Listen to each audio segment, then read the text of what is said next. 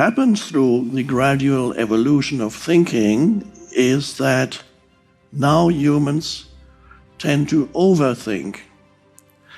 There is a lot of not only unnecessary thinking that generates unnecessary and in many cases non-existent problems, such as when you lie awake at night in bed and start worrying.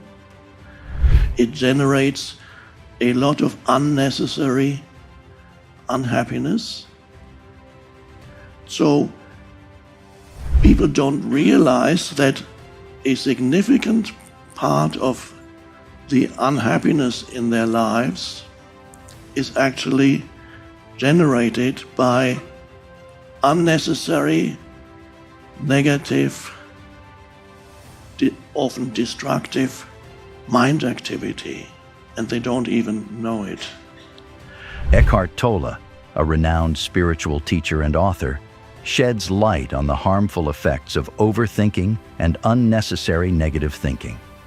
With his global recognition, Tolle's teachings resonate deeply with those seeking inner peace and fulfillment. Tolle explains how overthinking, constantly dwelling on negative thoughts, or excessive worrying leads to unhappiness and problems. We can compare this pattern to compulsively checking one's phone, disrupting peace of mind, and preventing full engagement with the present moment. Awareness, Tolle emphasizes, is key to breaking free from this harmful cycle. By observing our thoughts without getting caught up in them, we can gradually liberate ourselves from unnecessary negativity. Tolle advocates for mindfulness, enabling individuals to find greater peace and happiness in their lives. Furthermore, Tolle stresses the importance of mindfulness and recognizing the continuous self-talk within our minds. Using a relatable example of someone walking through a park illustrates how worries and distractions can overshadow the present moment, hindering joy and tranquility. Tolle encourages practicing mindfulness to observe thoughts without being consumed by them. This awareness helps individuals recognize negative thought patterns, allowing them to disengage and focus on the present. Ultimately, this leads to greater peace and clarity in life. Sometimes when you listen to him, there might be a man walking in the street muttering, "Oh, why is fucking," and you say, "Oh, he's really insane." But it might be that you are doing the same, but it's just not out loud, it's in your head. I should have said that. Why didn't I say that? Next time he does that, I'm not exactly know what I'm going to reply. And it goes on and on. Or you lie awake at night and start worrying. You wake up and, oh my God, what's going to happen? What if that doesn't work? And then that goes wrong. And what if he does that and then you go into it, you get drawn, one thought leads to another thought and another thought. Oh my God. And then the body cannot distinguish between an actual reality, an event that's happening in the real life, and what your mind is saying. So when you have fearful thoughts, the body reacts to every fearful thought, and that's an emotion. The body reacts with an emotion, the emotion you feel in your body. The body cannot distinguish between an actual event and a thought. So when you think fearful thoughts, the emotions you feel are the emotions that are saying, I am in danger. There is an actual danger here.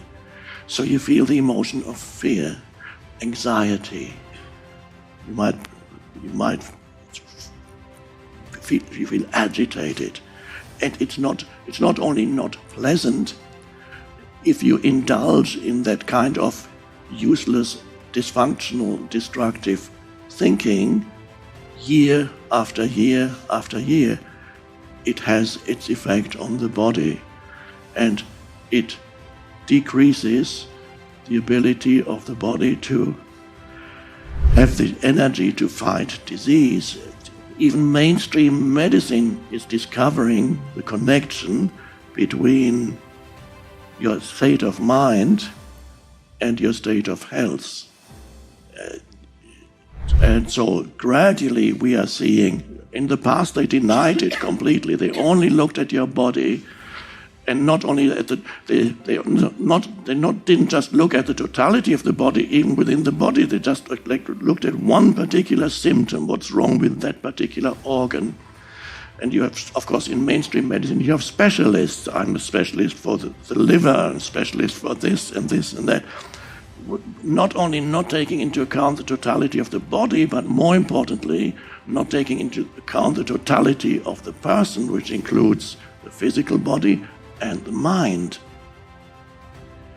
So it's vitally important to discover, first of all, that there is a voice in your head that indulges in self-talk most of the time.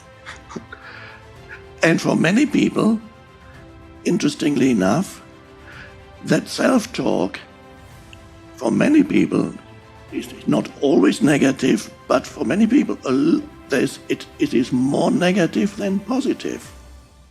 Eckhart Tolle delves into the impact of negative thoughts on our bodies and overall well-being. He explains how consistently entertaining fearful or worrisome thoughts triggers emotional responses like anxiety or stress, leading our bodies to react as if these threats were real. To illustrate Tolle's message, let's imagine a student preparing for a crucial exam. As the exam date nears, excessive worrying about failing activates their body's stress response, resulting in physical symptoms such as tense muscles or an upset stomach. Despite the threat being only a thought, their body reacts as if it were a genuine danger. Tolle suggests that prolonged exposure to negative thoughts can affect physical health.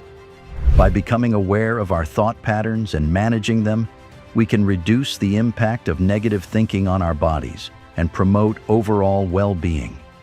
Additionally, Tolle explores the connection between our minds and physical health. He proposes that our thoughts and emotions profoundly influence our well-being. For instance, imagine a person experiencing chronic stress at work, leading to feelings of tension, fatigue, and irritability. Over time, this stress can manifest in various physical symptoms, such as headaches or digestive issues, highlighting the strong link between mental and physical health. Tolle advocates for cultivating a positive and peaceful mindset to enhance overall health. By effectively managing thoughts and emotions, we can reduce stress levels, strengthen the immune system, and foster a healthier body and mind. A good event that happened yesterday, you might have gone to a nice reunion, or you went out into nature and you witnessed a beautiful sunset. Okay, you can remember it today and think that was a beautiful sunset, or we had a nice talk yesterday.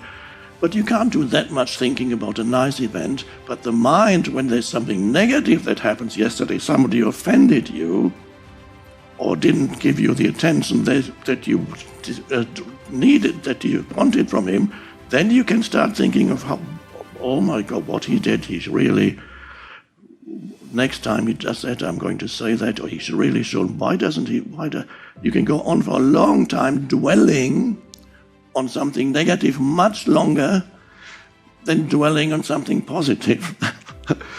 It is so, seemingly a negative event is much more food for useless mind activity than a positive event.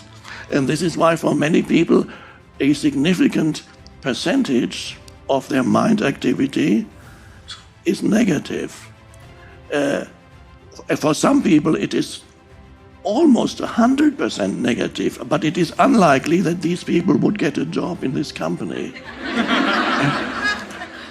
And I mean that because your predominant state of consciousness, your predominant mental emotional state, there's a certain correlation between who you associate with, where you find yourself, and even what kind of things happen to you. There is a correlation which is not always immediately recognizable, but there is a correlation between a person's predominant mental emotional state and who they are with, who their friends are, where they work, and even what happens to them. So if you are in a very negative state a long time, you tend to attract also negative events, but you can only have to find that out for yourself. I'm not saying believe me.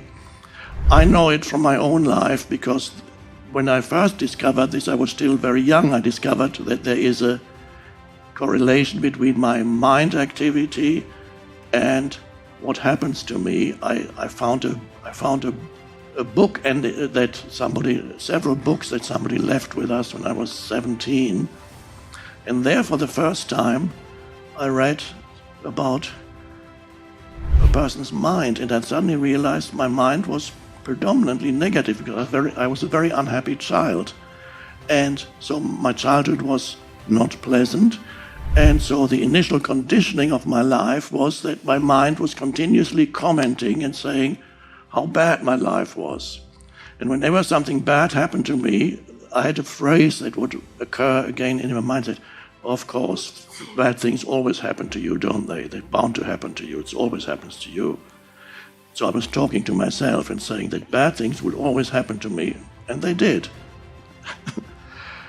So you can discover first that the spiritual awakening is to discover that there is continuous mind activity. And for some people, it's the discovery that a significant part of their mind activity is negative. But the vital thing is to discover that there is this continuous talk in my head, which is considered the normal human state. And of course, you cannot abolish thinking. Of course, there will be thinking. Eckhart Tolle highlights the prevalence of negative thinking among many individuals, emphasizing how this habit can lead to feelings of unhappiness and discontentment. He suggests that focusing more on negative aspects than positive ones can adversely affect one's overall well-being. To simplify Tolle's message, let's imagine a student who receives both praise and criticism on their schoolwork. Despite receiving compliments for their efforts, they become fixated on a single negative comment from their teacher. Continuously replaying this criticism in their mind, they overshadow the positives, leading to doubts about their abilities and decreased motivation.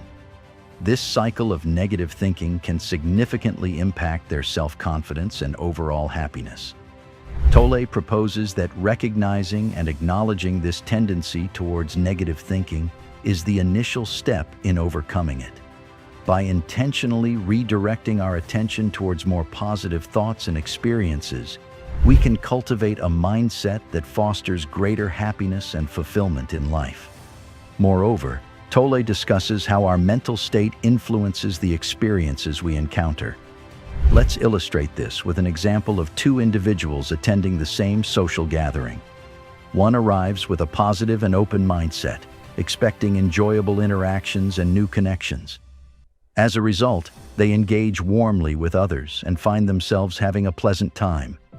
In contrast, the other person arrives with a negative outlook, anticipating discomfort and dwelling on past negative experiences. Consequently, they isolate themselves and experience dissatisfaction throughout the event. Tolle suggests that cultivating a positive mindset can attract more positive experiences and opportunities into our lives. Conversely, a negative mindset can hinder enjoyment and limit our ability to connect with others. By fostering a positive outlook, we can enhance our overall well-being and seize opportunities for growth and happiness. Eckhart Tolle's insights shed light on the profound impact of negative thinking on our well-being, both mentally and physically. By recognizing the power of our thoughts and emotions, we can take proactive steps to manage them effectively. Cultivating mindfulness and fostering a positive mindset can lead to greater happiness, improved health, and a more fulfilling life overall. As we reflect on Tolle's teachings, let us consider how we can apply them in our own lives. Are there negative thought patterns that we can identify and work to change? How might cultivating a more positive outlook enhance our overall well-being and relationships? Thanks for watching.